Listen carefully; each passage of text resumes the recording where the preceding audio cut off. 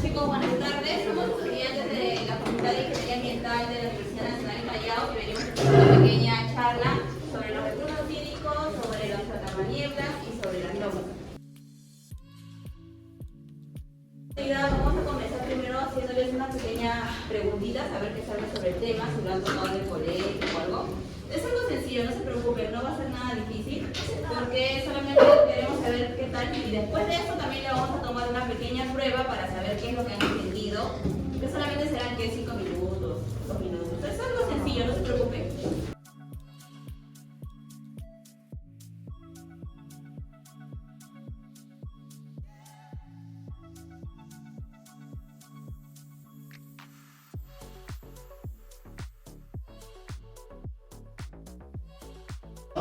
Entonces voy a dar una charla acerca de la conservación de las lomas costeras, el cuidado del agua y la importancia de los atrapanieblas. ¿Sienten? Bueno, como sabemos, en el Perú y en el mundo hay lugares donde no hay agua, ¿no? El agua es escasa. Entonces existen métodos y formas para que uno pueda captar agua. Uno de esos métodos y formas es la atrapaniebla. ¿Qué consiste la atrapaniebla? Consiste en una malla que está sujeta con dos parantes, las cuales estas captan la neblina, ¿no? Esta cosa de acá, una neblina, pasa por acá y el agua se impregna en la malla y caen gotas de agua. Así se puede captar agua, ¿no? De una forma bien sencilla. Pero ¿qué necesita para armar un atrapanieblas? Bien fácil. Una malla, esta malla la pueden conseguir en una ferretería o en Soliman, ¿no? Por ejemplo. También entre palos de bambú, cualquier otro palo que sea más resistente o fuerte. Clavos y martillo, un hilo nylon que encuentran en la bodega de las tiendas. Un tubo donde va a caer las gotas de agua para que ¿no? El agua que caiga, y esto pasa a un recipiente, ¿no? donde el agua se va a recolectar. Luego de este agua se pasa a un tratamiento, ¿no? Para hacer un consumo humano. Bueno, me pasa mi compañera para continuar la exposición. Bueno, continuando con las funciones e importancia de los atrapanieblas. Como mencionó mi compañero, la función de un atrapaniebla es captar las gotas que se colocan en la malla y con ayuda de la canaleta se va y se recolecta a un envase receptor, y esto posterior al tratamiento para que así pueda llegar a las viviendas y lo puedan usar como agua potable. Bueno, dentro de su importancia, los atrapanieblas llegan a ser una alternativa viable para suplir la demanda de agua. Esto quiere decir, cuando hay comunidades que no tienen agua, esta sería una importante alternativa, ya que podríamos captar agua de la neblina y eso podría llegar a la población. Bueno, otra importancia que presenta esta tecnología es que cuenta con bajos costos de implementación y de mantenimiento, logrando resultados inmediatos. Bueno, este sistema puede recolectar todo el agua presente en la neblina. Es un sistema ecoamigable, cuya tecnología se ha desarrollado con el pasar del tiempo para solucionar los problemas de alto costo y vulnerabilidad ante los temporales de viento. Ahora le paso a mi compañero. Chicos, yo les voy a hablar sobre cómo nosotros hemos elaborado este atrapanieblas que es a escala piloto. Algo pequeño, algo que fuimos a este ecosistema que es una loma. No sé cuántos han visitado alguna vez alguna loma. Es un ecosistema que existe en Lima, donde hay mucha neblina. Nosotros subimos, ¿no? En un cerro fuimos y hemos armado allá lo que es el atrapaniebla con los materiales que ya mi compañero les dijo, tijeras. Hemos necesitado algo importante, lo que es una malla, es como una red, una malla, unos parantes. Ahí hemos medido, hemos cortado. Esta es la etapa de corte, la medición de lo que es la malla. La preparación y el corte de la malla Rachel, ¿no? Esta es la malla Rachel. Hemos ahí medido, cortado. Siguiendo, por favor. Ya, luego de eso, pasamos a lo que es esta malla. No va a estar en el aire, no tiene que sujetarse lo que es a unos parantes. Puede ser, en este caso lo hicimos de madera. Tiene que ser una madera firme para que esté bien sujetada. Ahí, por ejemplo, lo hemos hecho con un martillo y unos clavos. Hemos sujetado también con alambre para que esté bien dura, porque allá el viento también en las noches corre un montón, y entonces esto se puede desprender. Hay que sujetarlo muy bien.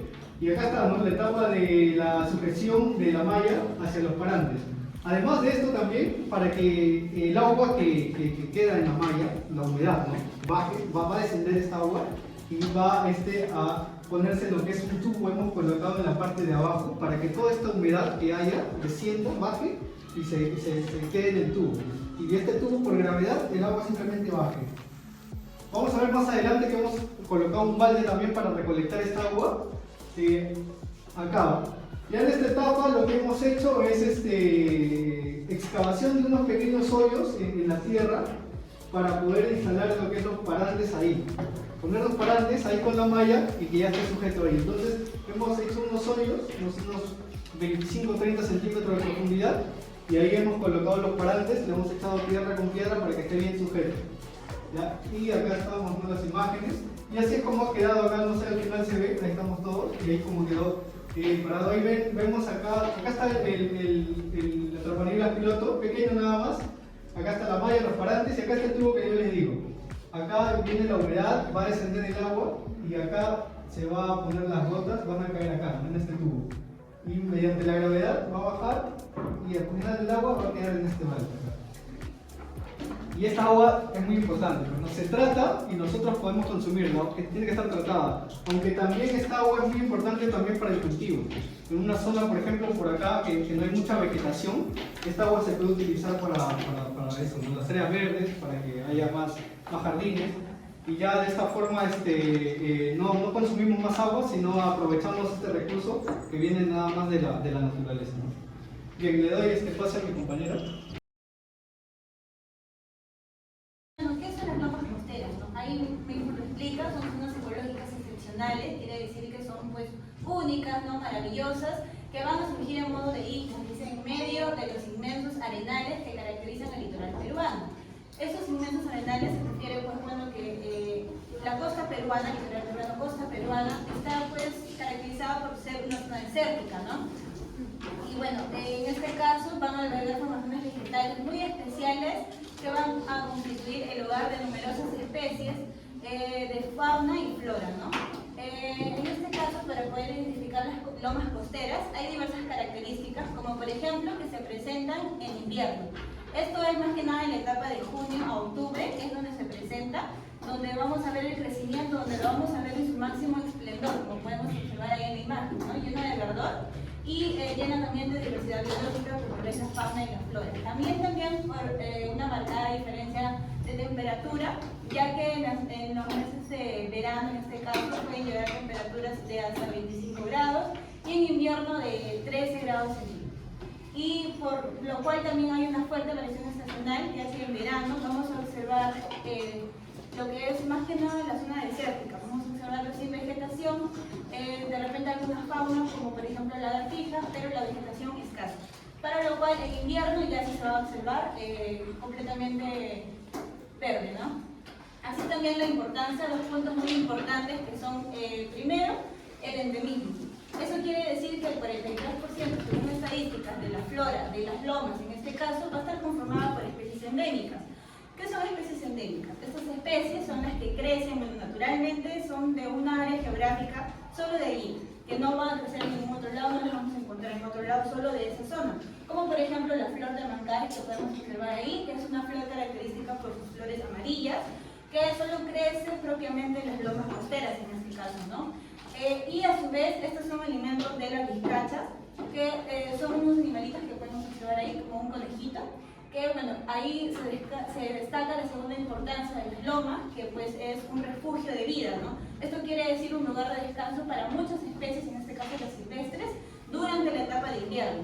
Así también son los pulmones verdes de Lima, porque ellas van a limpiar lo que es el CO2, van a captar el CO2 y nos van a brindar lo que es un aire purificado. Por eso es muy importante conservarlas y conservarlas.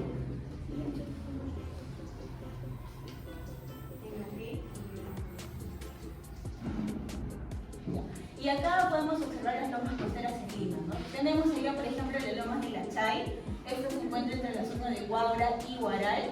Y también están las lomas de Lúcumo, las lomas de Alce en Cañete, también las lomas de Marcopata, en San Juan de Lurigancho.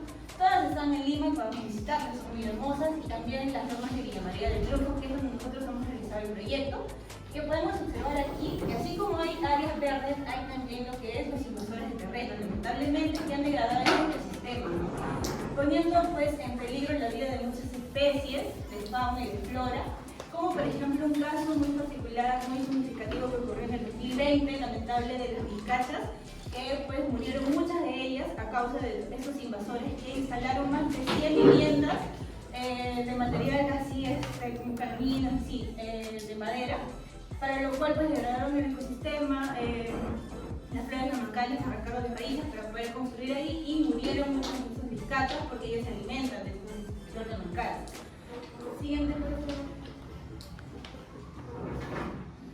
Entonces, esto es como debemos observarlo, ¿no? En temporada verde, en la etapa de invierno, esto que se observa así, ¿no? Gracias a la neblina, por la altura, ya que estas lomas más o menos, a nosotros donde llegamos fue más de 700 metros sobre el nivel del mar. Ahí es donde se va a observar la neblina, donde va a crecer toda esta vegetación y va a estar rodeada de todas estas especies que podemos observar como el zorrito costeño, las lechuzas, las vizcachas, diversos insectos como abejas, mariposas, también están lo que son las lagartijas. Y bueno, ¿alguien me puede decir la diferencia que observa acá en estas imágenes? Que una está llena de flora y el otro está más abierto. Claro, ajá, acá está más Está más tierra. verde y el otro está más oscuro. Primero, uno tiene vegetación, el otro está seco. Ajá, claro. Y Que no nos está lleno de vegetación, ¿no? Y este, cuando Está se con observa casas. aquí, exacto, están las casas ahí, lamentablemente, pues degradan el ecosistema y ya no puede crecer, alteran todo, entonces ya no puede crecer vegetación, las especies mueren, entonces esto es perjudicial, ¿no? Entonces es muy importante por eso cuidarlas, mantenerlas y también si hace turismo, ahí pueden ir a visitarlas con sus padres, hay visitas guiadas para que puedan ver las especies y ver la importancia de las lomas, ¿no? Bueno, siguiente. Mi compañera va a continuar con algunas de las problemáticas más, aparte de la situación. Como mencionó mi compañera, las lomas son muy importantes, sin embargo actualmente se encuentran siendo vulneradas por diferentes personas, ¿no? Porque se encuentran dentro del entorno urbano. Una de las principales amenazas es el tráfico de tierra, ¿no? Mucha gente que no es inescrupuloso, por esta forma de decir, se apropia de forma violenta de estos lugares y se empieza a vender a otras personas. Otra forma es la minería informal, no sé si alguno conoce qué es minería. Sí, sabe, ¿no? Ya, entonces, en esta zona no está permitido sacar, por ejemplo, principalmente de minería informal, en esta zona lo toman porque lo usan para la industria de construcción, se sacan arena fina, gruesa o piedras trituradas, ¿no? para la misma construcción de otras casas. También viene a ser la invasión de terrenos para vivienda, como mi compañera mencionó anteriormente. Sabemos, todos nos hemos dado cuenta que Lima ha aumentado generalmente su población y por tanto, como no hay mucho espacio, se van a estos lugares que no son apropiados para que se pongan a vivir. Otro es el pastoreo, ¿no? También donde mucha gente tiene sus animalitos como la oveja, la vaca, y sin tener en cuenta de que estos animalitos se comen la vegetación propia de estos lugares, terminan malogrando la propia vegetación y la pérdida de suelo, ¿no? No crecen las plantas, no se regeneran. Y otro es la actividad turística no regulada, ¿no? Hay algunas lomas que anteriormente, en años anteriores, no han tenido un control. La gente lo visitaba de forma irregular, no las cuidaba, las caminaban encima de las plantas, la misma invasión misma, la gente no tenía un control regulado, ¿no? Ahora vamos a ver cómo podemos, o qué podemos hacer nosotros para conservarlas, ¿no? Sabemos que las lomas son especies valiosas para conservar nuestra naturaleza, tanto con nuestra flora y nuestra fauna, ¿no? Y también es importante frente al cambio climático poder conservarlas, ¿no? Una de las cosas es, por ejemplo, el establecimiento de áreas de conservación, es decir, poder de cierta forma, que las entidades y organizaciones tomen iniciativas para poder tomar en cuenta que estas zonas no deben ser pobladas, ¿no? Otra es realizar monitoreos participativos. Para muchos se preguntarán qué es esto. Quiere decir que frente a campañas pueden ir colegios, pueden ir personas, o las mismas poblaciones que no viven dentro de esto, sino aledañas, que nos ayuden a observar qué peligros o qué amenazas puede haber, por ejemplo, contaminación, o hay algunas personas que están sobrepoblándoles, o hay algunos animalitos que están desapareciendo de ahí. Entonces es importante estar realizando estos monitoreos para saber qué tanto se está acercando o qué tan bien están viviendo las zonas. Otra vez reforestar estas áreas degradadas, como mencionó mi compañera, hay plantitas como las flores del mancae, que es importante, ¿no? Creo que muchos han visto cómo vamos, o diferentes colegios, no sé si ustedes han tenido la oportunidad de ir a poder plantar, ¿no? Poder sembrar alguna plantita. Otros promover prácticas sostenibles, ¿no? Entre todos los colegios y implementar zonas turísticas, por ejemplo, o sea, realizar caminos donde la gente pueda caminar y no pisar las plantas o ir a lugares donde no podrían afectar, ¿no? Siguiente, por favor.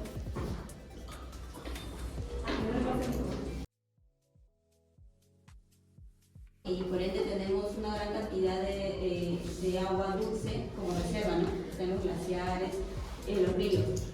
Por ello nosotros tenemos la obligación como ciudadanos poder conservarlo. En este caso es fundamental porque todos nos lavamos con agua, hacemos los alimentos que usamos el agua, etc. Hay muchas actividades económicas que están vinculadas al agua. Por ende, nosotros debemos hacer buenas prácticas y hábitos de manejo sostenible del agua para poder asegurar la cantidad, la calidad y el acceso. Como les mencioné, ¿por qué son importantes? Porque no solamente acá en Lima nosotros utilizamos el agua, sino también a partir desde donde nace, desde arriba, desde la punta del cerro de la sierra, hay muchas personas que viven del agua, que son, por ejemplo, implementan sus andenes, hacen lo que es represas, reservorios, hacen sistema de riego. A partir del agua también tenemos lo que son centrales hidroeléctricas. Aparte que el agua, en lo que es en río, en bofedal o humedal, el mismo océano ayuda a regular la temperatura, ¿no? También lo que tenemos son hábitats de biodiversidad. O sea, en lo que son influentes espacios del agua, hay muchas especies que viven y cada especie, como todos nosotros, tenemos una función importante que hacer. Muchas especies son alimentos de otras especies, como de aves, como de peces, y por ende es importante la conservación de estos. Siguiente, por favor. Ya. ¿Qué pasaría si nosotros no conservamos los recursos? Bueno, en este caso habría pérdida de diversidad de especies, como les mencioné, y por ende alteraríamos el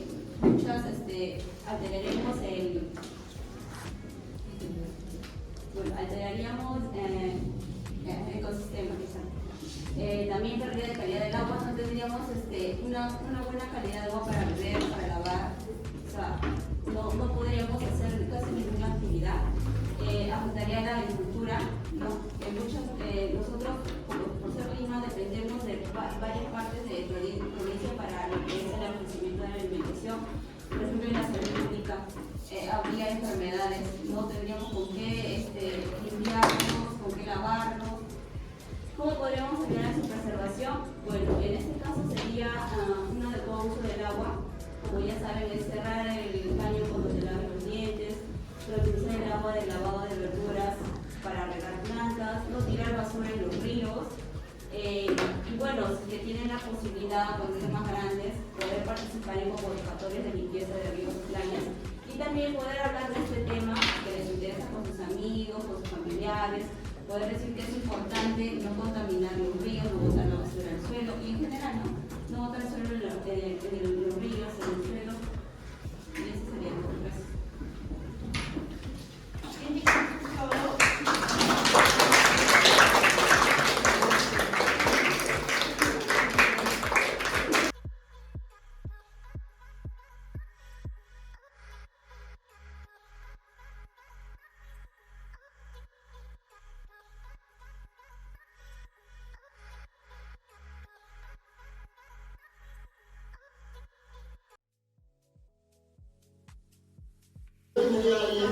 Algunas medidas de cómo podemos ahorrar agua.